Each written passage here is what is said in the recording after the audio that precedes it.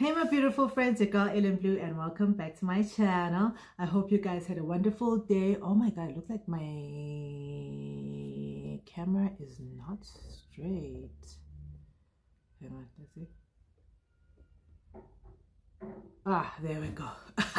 Nice. Okay, it's your girl in Blue, and welcome back to my channel. If you're here for the first time, please like and follow. If you are a returning guest, thank you so much for hanging out with me, and thank you for sticking around. I really appreciate you. So today I want to talk about, firstly I want to talk about J-Lo and Ben Affleck.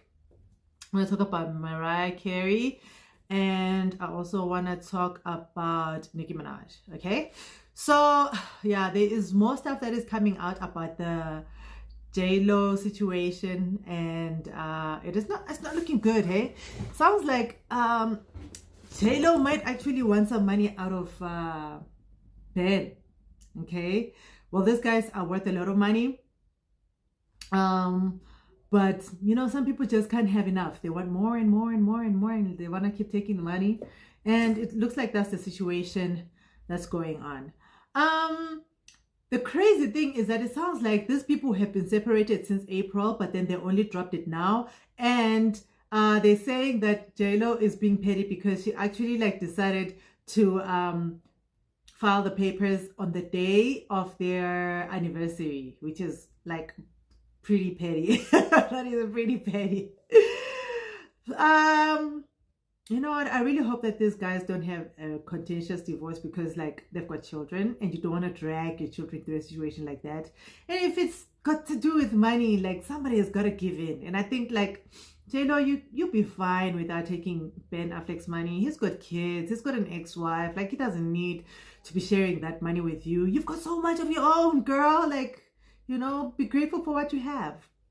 All right, and then the next story is Mariah Carey. I would like to express deepest condolences to Mariah Carey. She lost her mother and her sister on the same day, you guys.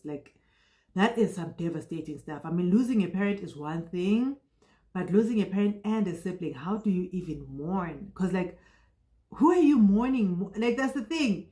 You can't even focus your pain towards the person that you are mourning, because it's more than one person. And I mean, it's such a traumatic thing, because I imagine that these guys have got so much stuff that they still haven't dealt with. Because I remember that Mariah Carey had some issues with her mom, but then they seemed to have worked through some of the stuff, because there was a show where they actually performed together. It was a Christmas show. As far as the sister, there's a lot of bitterness that has been existing between the two sisters. And for a while, it seemed like they were not even talking to each other. Because remember, in her memoir, Mariah Carey said she felt that it was better for her own mental state. It was better for her to stay away from her sister. And you know, when you actually break the ties with your sibling, that is pretty serious, because a lot of us actually look up to our siblings for support. And sometimes, even if it's not just support, you've got that relationship with somebody who kind of understands you because they come from the same place as you. And you would think that a sibling would care about you more than a stranger would. So it was quite an unfortunate situation, you know, that the sisters weren't getting along. And I hope that as they got older, they started ironing things out, because the last thing you need is to lose someone and there is a lot of outstanding issues that have not been resolved. Because then how do you resolve those issues? You know, you have to do it on your own, and you don't even know how that person felt or what they were thinking in their last days. And sometimes, you know, when somebody has passed, you start realizing that a lot of the petty stuff that you guys dealt with is not that important. You know, you start realizing that money fights, or you know, sibling rivalry and minor pettiness is not really that big a deal when it comes to the fact that you've lost that person. You can't even say goodbye to them, you know.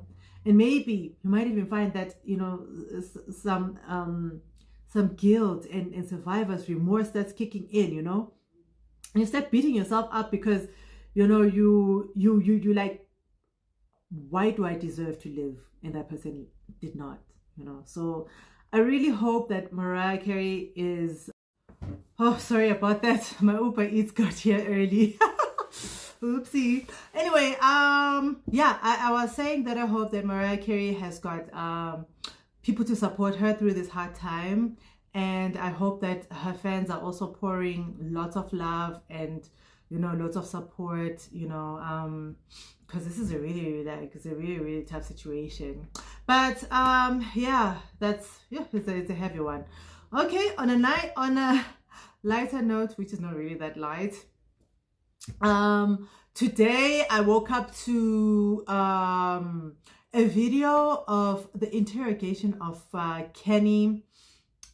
Kenneth Petty, who is Nicki Minaj's husband, being interrogated like 25 years ago. So I don't know if you guys heard about any of this. So Kenneth, when he was like in his late teens, he was accused of R-wording a woman called Jennifer Huff.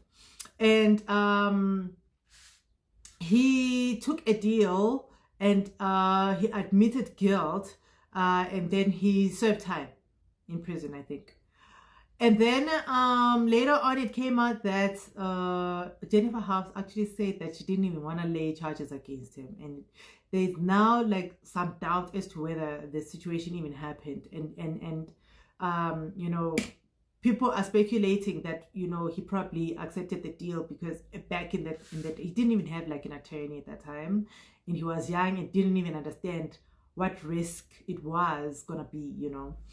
So ultimately, like I think in the 2020, yeah, the whole Jennifer Huff thing came out like full force, and like people were really like going in on Nicki Minaj. She even like tried to sue Nicki Minaj for intimidation and things like that, but then I think that case was dismissed.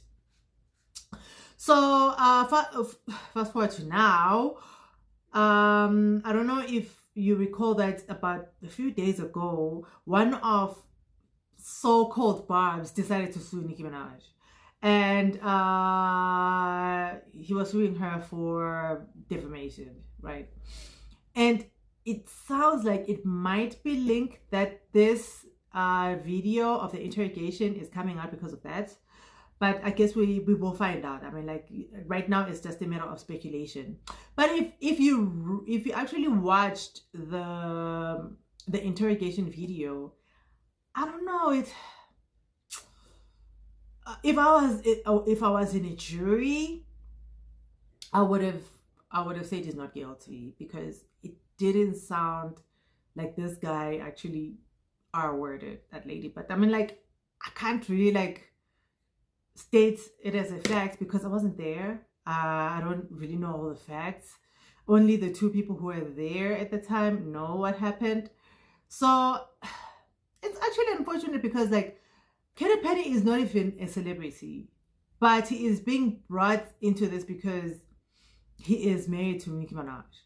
And actually it feels like this being brought out is an attack on her because she's a celebrity in this situation, and people have been like giving her hell because of that, you know, like a lot of people, you know, said, oh no, you are a sympathizer and things like that.